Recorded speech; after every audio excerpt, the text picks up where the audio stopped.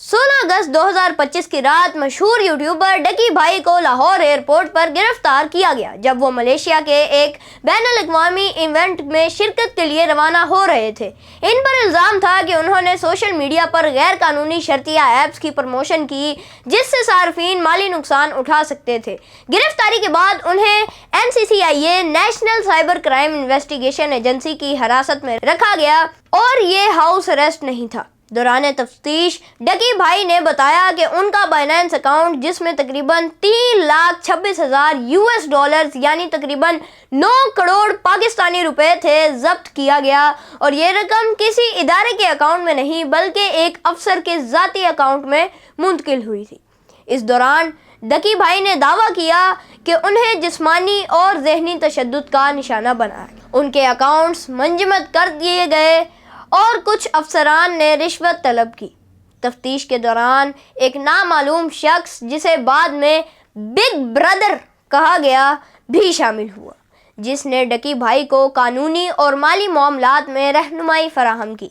मजीद बरां डकी भाई की अहलिया अरूब जतोई ने प्री अरेस्ट बेल करवाई क्योंकि उन्हें ये धमकी दी जा रही थी कि अरूब जतोई को छोड़ने के लिए भी वो 60 लाख रुपए लेंगे, लेकिन NCCIA के अफसरान ने उन्हें धमकी दी कि 5 रुपए का एक पेपर आएगा, जितनी प्री अरेस्ट बेल करवानी है करवा लो, बाकी हम तुम्हें नए पर्चे पर अरेस्ट करेंगे।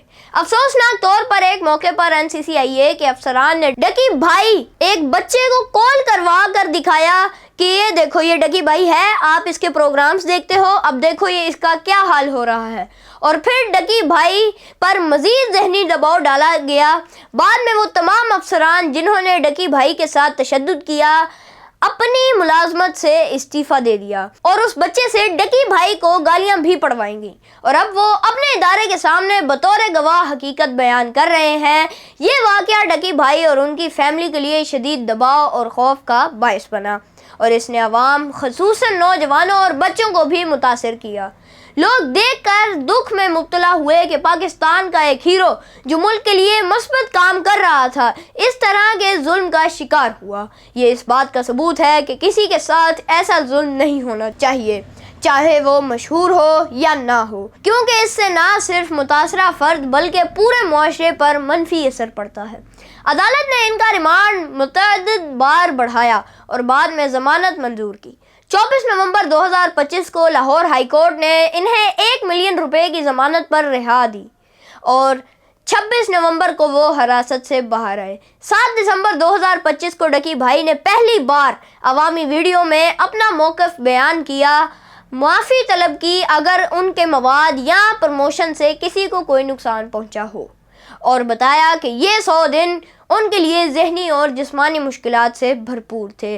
उन्होंने साथ ही कुछ अफसरान की बदअनवानी और ताकत के गलत इस्तेमाल का जिक्र भी किया और वादा किया कि वो कानूनी जिम्मेदारियों के मुताबिक आगे बढ़ेंगे और अपने मुद्दाहों के लिए दोबारा मवाद तख्लीक करेंगे। और अब डकी भाई को फिर से अरेस्ट कर लिया गया है और वो क्या कह रहे हैं वो आप उन्हीं की जुबानी सुने। मेरा 23 दिन का रिमांड लिया, मैंने पहले 23 मिनट के अंदर उनको सब कुछ दिया, मुझे ऊपर ले गए। मेरे से एक बंदा मिलने आया हुआ था। होती है additional director NCCIA Sarfaraz Chaudhry साहब, वो अचानक कमरे में आते हैं, मेरी तरफ देखते हैं, कहते हैं कि ए मुंडाई।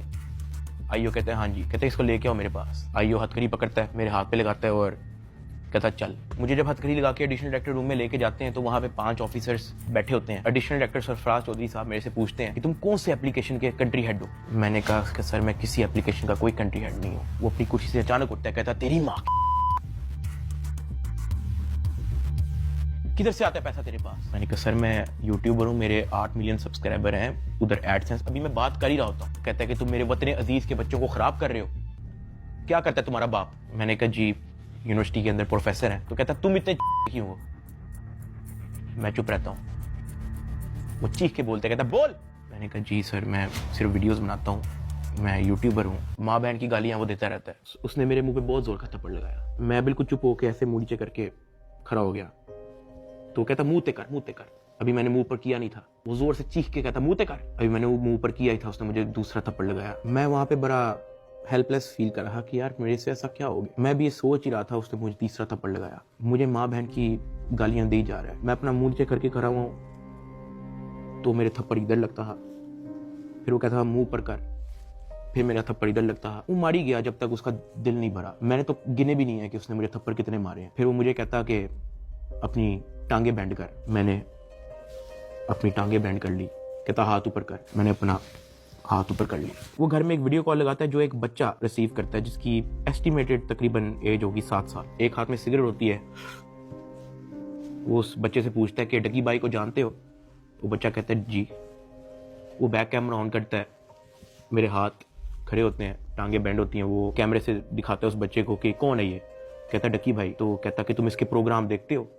कहता जी। वो पीछे जो प्राइवेट मुलाजिम खड़ा होता है वो जो बहुत जोर का पीछे थप्पड़ मारता है। सरफराज चौधरी साहब उस 7 साल के बच्चे को कहते हैं ये देखो इसके साथ क्या हो रहा है, आप देखोगे तुम इसका प्रोग्राम? कहता नहीं। चलो फटाफट इसको गालियां दो। बच्चा कहता है कि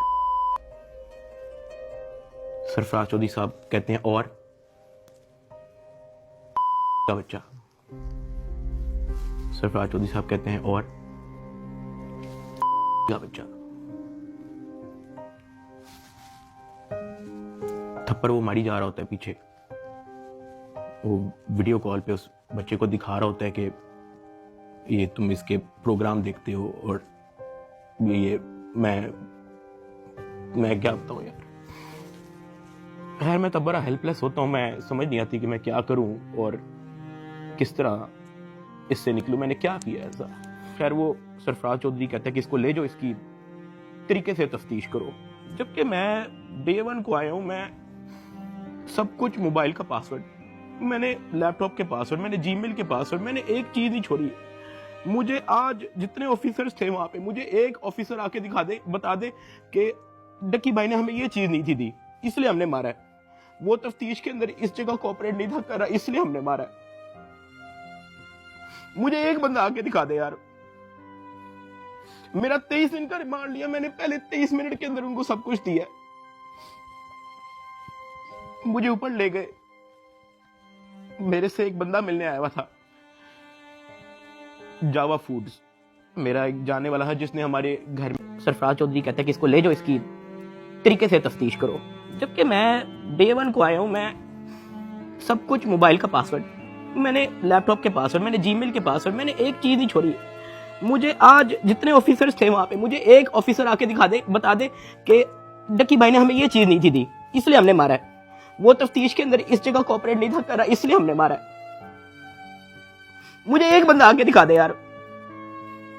मेरा 23 दिन का रिमांड लिया मैंने, पहले 23 मिनट के अंदर उनको सब कुछ दिया। मुझे ऊपर ले गए। मेरे से एक बंदा मिलने आया हुआ था, जावा फूड्स, मेरा एक जाने वाला है जिसने हमारे घर में, जब हमारे घर में दावत थी तो उसकी केटरिंग की थी। अब क्योंकि मुझे फ्रेश मार के ऊपर लेके गए थे, मेरी आंखों में आंसू थे, तो वो जब मिलने आया हुआ था वो अचानक अपनी सीट से खड़ा हुआ और उसने मेरी तरफ देखा कि क्या हुआ है।